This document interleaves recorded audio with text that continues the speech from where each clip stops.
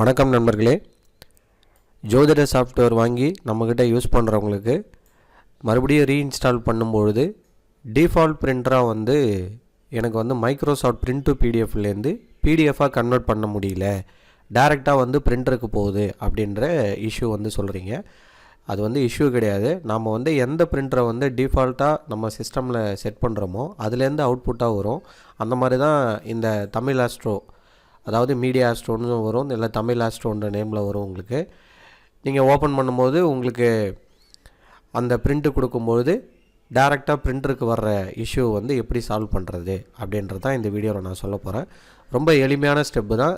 ரெண்டு ஸ்டெப்பை மட்டும் நீங்கள் ஃபாலோ பண்ணிங்கன்னா போதும். உங்கள் சிஸ்டமில் கண்ட்ரோல் பேனல் ஓப்பன் பண்ணிக்கணும். இப்போ சாஃப்ட்வேர் ஓப்பன் பண்ணி வச்சுருக்கேன், ரைட், ஓகே. ஆனால் பிரிண்ட்டு கொடுக்கும்பொழுது எனக்கு பிடிஎஃபாக வரணும். இதுதான் உங்கள் விஷயம், ஓகேங்களா? இப்போ உங்கள் சிஸ்டமில் சர்ச் பாக்ஸில் போயிட்டு கண்ட்ரோல் பேனல் CONT அப்படின்னு கொடுத்தீங்கனாலே உங்களுக்கு கண்ட்ரோல் பேனல் ஆப்ஷன் காட்டும். ஜஸ்ட்டு அது மேலே வச்சு கிளிக் பண்ணுங்கள். கிளிக் பண்ணதும் உங்களுக்கு அந்த விண்டோ ஓப்பன் ஆகும். இது விண்டோஸ் 7, 10, 11 நீங்கள் எது யூஸ் பண்ணாலும் ஒரே ஆப்ஷன் தான். கண்ட்ரோல் பேனல்ன்றது எல்லா சிஸ்டத்துலேயும் காமன் தான். இதில் பார்த்தீங்கன்னா ஹார்ட்வேர் அண்டு சவுண்டு, அதுக்கு கீழே பார்த்தீங்கன்னா சின்னதாக வியூ டிவைசஸ் அண்டு பிரிண்டர்ஸ்னு இருக்கும். இது இந்த இடத்துல கேட்டகரின்னு இருக்கான்னு பார்த்துக்கோங்க. ஏன்னா இந்த மேலே கிளிக் பண்ணும்போது கேட்டகரியில் இருந்தால் தான் உங்களுக்கு இந்த மாதிரி வியூ ஆகும். அதுவே ஸ்மால் ஐக்கான் இந்த மாதிரி இருந்ததுன்னா அதுக்கு தகுந்த மாதிரி ஆப்ஷன் மாறி காட்டும். ஸோ அதை நீங்கள் செக் பண்ணிக்கணும். உங்களுக்கு இந்த மாதிரி தேடுறது கஷ்டமாக இருக்குது அப்படின்னா வியூ பைன்ற இடத்துல கிளிக் பண்ணிவிட்டு கேட்டகரி சூஸ் பண்ணிக்கோங்க. கேட்டகரி சூஸ் பண்ணிவிட்டு ஹார்ட்வேர் அண்டு சவுண்டு கீழே வியூ டிவைசஸ் அண்டு பிரிண்டர்ஸ்னு இருக்கும், அதை கிளிக் பண்ணிக்கோங்க.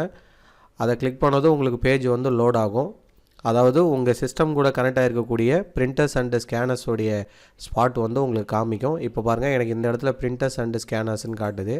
ஜஸ்ட்டு அதில் நீங்கள் கிளிக் பண்ணதும் பிரிண்டர் கூட சிஸ்டம் கூட கனெக்ட் ஆகிருக்கக்கூடிய பிரிண்டர் உங்களுக்கு ஷோ ஆகும்.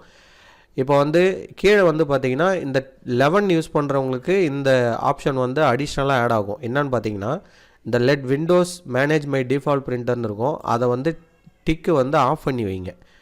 ஏன் ஆஃப் பண்ணணும் அப்படின்னு பார்த்தீங்கன்னா, அதை ஆஃப் பண்ணால் தான் உங்களால் வேறு ஒரு பிரிண்டரையோ இல்லை பிடிஎஃப் கன்வெர்ட்டருக்கோ உங்களால் அதை டிஃபால்ட் பிரிண்டராக செட் பண்ண முடியும். இது விண்டோஸ் 11 யூஸ் பண்ணுறவங்க செக் பண்ணிக்கோங்க.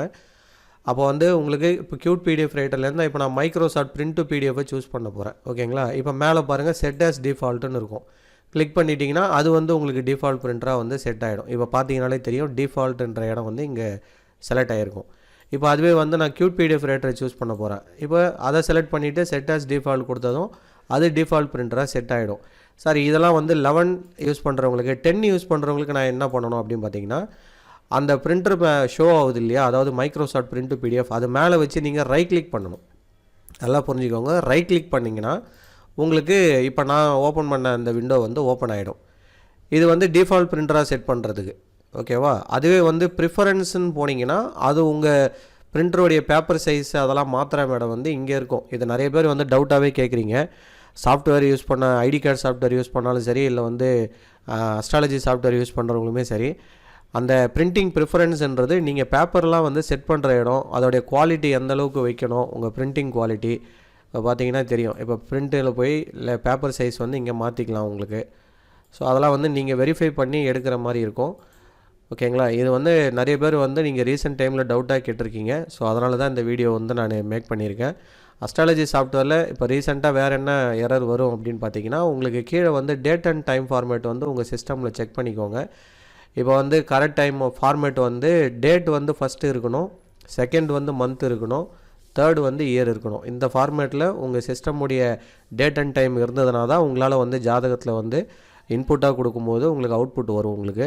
ஸோ இந்த மாதிரி இதெல்லாம் ஃபாலோ பண்ணி எடுங்க, உங்களுக்கு சாஃப்ட்வேர் நல்லாவே ஒர்க் ஆகும்.